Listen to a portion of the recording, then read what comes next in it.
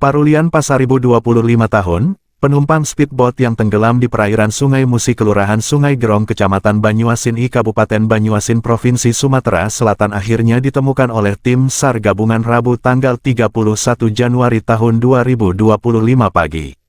Namun korban ditemukan sudah meninggal dunia. Diberitakan sebelumnya pada Minggu tanggal 28 Januari tahun 2024 sekira pukul 14.30 waktu Indonesia Barat korban dari dermaga BKB menaiki speedboat Semoga Jaya jurusan Palembang ke Sungai Baung Banyuasin.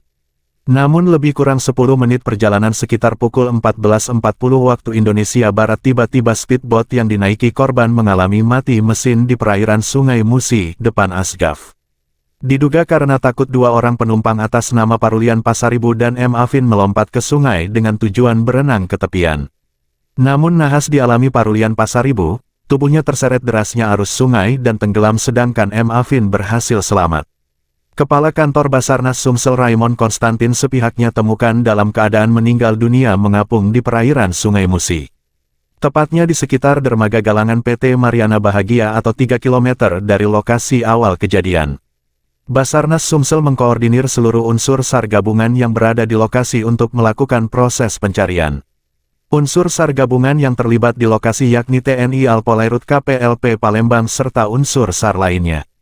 Reporter, Sulistomo Palpres.com